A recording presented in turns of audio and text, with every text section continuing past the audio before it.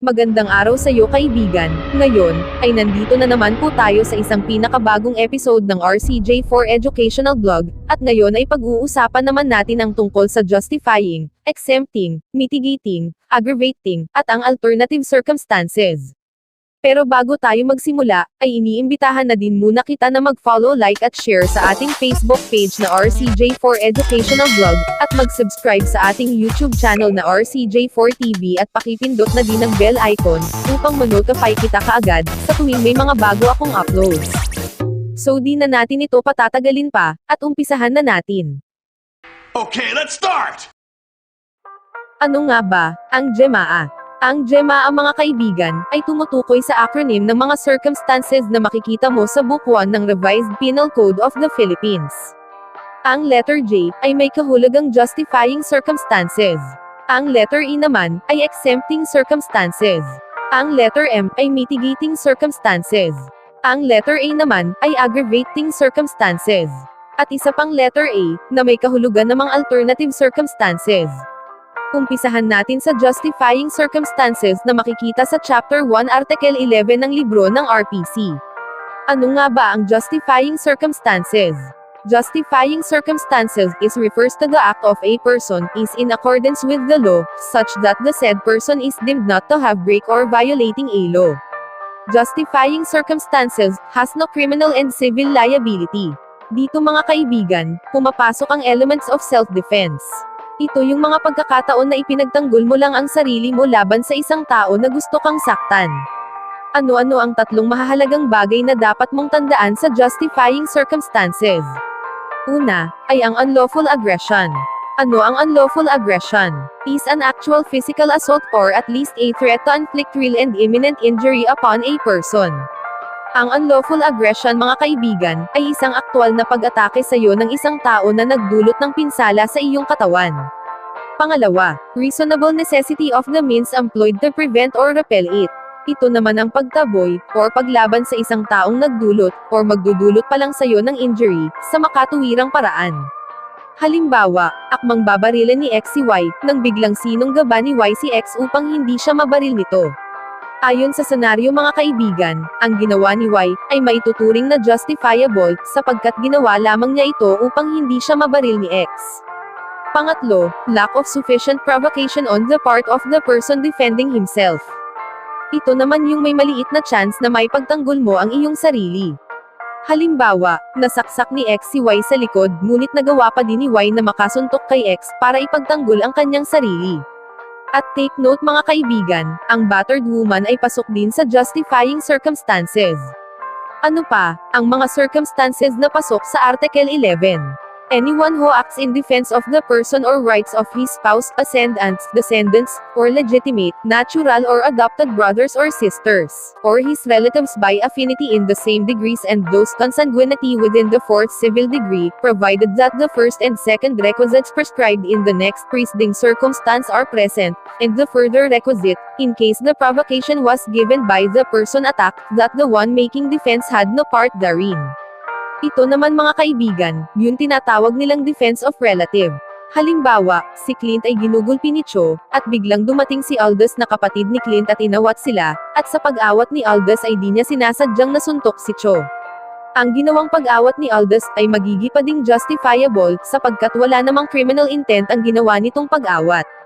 Next is, anyone who acts in defense of the person or rights of a stranger, provided that the first and second requisites mentioned in the first circumstance of this article, are present and that the person defending be not induced by revenge, resentment, or other evil motive. Dito naman papasok ang defense of strangers. Halimbawa, si Cardo ay naglalakad, nang may nakita siyang isang babaeng binabastos ng mga lalaki sa may kanto, at dali-dali niya itong pinuntahan at pinagtanggol. Next, any person who, in order to avoid an evil or injury, does an act which causes damage to another. Ito naman yung tumulong ka sa isang tao, ngunit nagresulta naman sa injury, or pagka-damage ng iba. Meron itong tatlong requisite, mga kaibigan. Una, the evil sought to be avoided actually exists. Pangalawa, that the injury feared be greater than that done to avoid it. Pangatlo, that there be no other practical and less harmful means of preventing it. Next, Any person who acts in the fulfillment of a duty or in the lawful exercise of a right or office. Halimbawa, si Police Staff Sergeant Cardo Dalisay, ay may hinahabol na kriminal, nang bigla itong manlaban at pinaputukan niya ito. Ayon sa senaryo, ang ginawang pagbaril ni Police Staff Sergeant Cardo Dalisay, sa tumatakas na kriminal ay justifiable, dahil ito ay kasama sa kanyang tungkulin bilang isang polis. At pang last but not the least, any person who acts in obedience to an order issued by a superior for some lawful purpose. Sino mang tao na kumikilos sa pagsunod sa isang utos na inisyo ng isang superior para sa ilang layuning naaayon sa batas. So ayun na nga din yun mga kaibigan, tulad ng nasa unang halimbawa, kung ang isang paggawa ay naaayon sa batas at part ng isang tungkulin. Next is the exempting circumstances na makikita mo naman sa Article 12 of RPC. Kung naaalala mo pa kaibigan, ay ginawan ko na dati ng video ang Article 12, pero dahil kasali ito sa topic natin ngayon, ay bigyan na lang natin ito ng mixing paliwanag. Ang exempting circumstances mga kaibigan, ay tulad ng justifying circumstances dahil pareho po silang walang criminal liability. Ngunit ano ang pinagkaiba nitong dalawa? Sa justifying mga kaibigan, kung inyong naaalala, ay sinabing, justifying circumstances is an act with the accordance with the law. So ibig sabihin mga kaibigan, ito ay naaayon sa batas. Samantalang sa exempting naman po, isang maling bagay na nagawa, ay maaaring maging exempt from criminal liability, in some of following conditions. Tulad ng imbecile or insane person under 9 years of age. Over 9 years of age but under 15 years of age act without discernment at etc. Ngayon, ay dumako na tayo sa mitigating circumstances na makikita mo naman sa Article 13 sa libro pa rin ng RPC. Ano nga ba ang mitigating circumstances? The mitigating circumstances is refers to the reducing of the penalty of crime, but it does not remove or replace the criminal liability of a person. Ito naman mga kaibigan, ang mga circumstances na nagpapababa sa isang kaso. Ano-ano ang mga requisite na maaaring magpababa sa isang kaso? Una, those mentioned in the preceding chapter, when all the requisites necessary to justify or to exempt from criminal liability in the respective cases are not attended. Pangalawa, that the offender is under 18 years of age or over 70 years. In the case of the minor, he shall be proceeded against in accordance with the provisions of Article 80. Pangatlo, that the offender had no intention to commit so grave a wrong as that committed. Pang-apat, that sufficient provocation or threat on the part of the offended party immediately preceded the act. Panglima, that the act was committed in the immediate vindication of a grave offense to the one committing the felony, dahil ito, his spouse, ascendants, or relatives by affinity within the same degrees. Pang-anim, that of having acted upon an impulse so powerful as naturally to have produced passion or obfuscation. Pang-pito, that the offender had voluntarily surrendered himself to a person in authority or his agents, or that he had voluntarily confessed his guilt before the court prior to the presentation of the evidence for the prosecution. Pang-walo, that the offender is deaf and dumb, blind or otherwise suffering some physical defect which thus restricts his means of action, defense, or communications with his fellow beings. Pang-siyam, such illness of the offender as would diminish the exercise of the willpower of the offender without however depriving him of the consciousness of his acts. At pang-sampu, any other circumstances of a similar nature and analogous to those above mentioned. Ngayon, ay dumako naman tayo sa kabaligtaran ng mitigating circumstances which is the aggravating circumstances. Mga kaibigan, kung sa mitigating po ay pinapababa ang kaso, sa aggravating naman po ay pinapataas ang kaso ng isang tao. Ang aggravating circumstances ay makikita sa libro ng RPC sa Article 14 of this Code.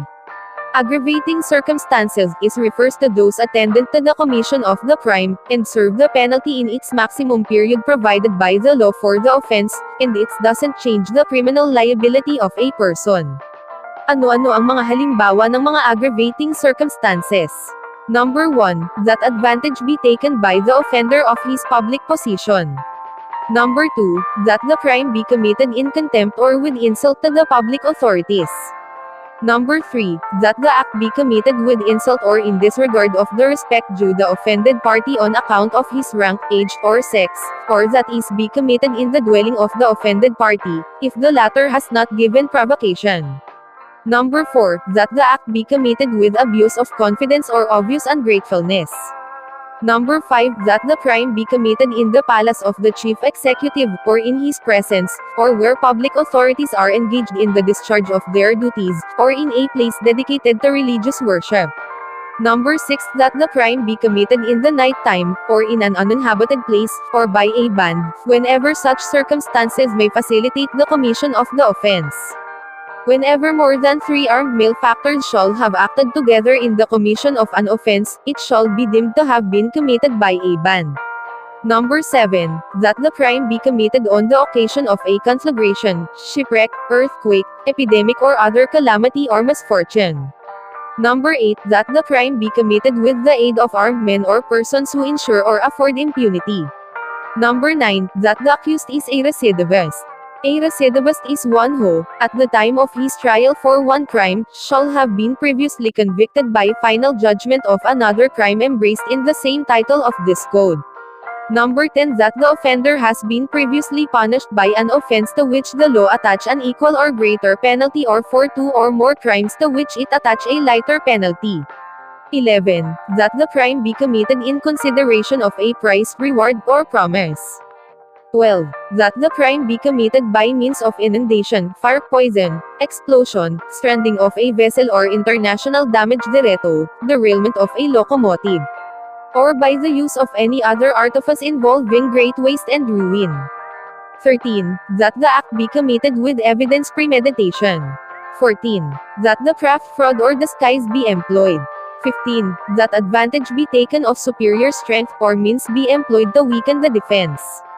16. That the act be committed with treachery, or alevosya. There is treachery when the offender commits any of the crimes against the person, employing means, methods, or forms in the execution thereof which tend directly and specially to ensure its execution, without risk to himself arising from the defense which the offended party might make. 17. That means be employed or circumstances brought about which add ignominy to the natural effects of the act. 18. That the crime be committed after an unlawful entry.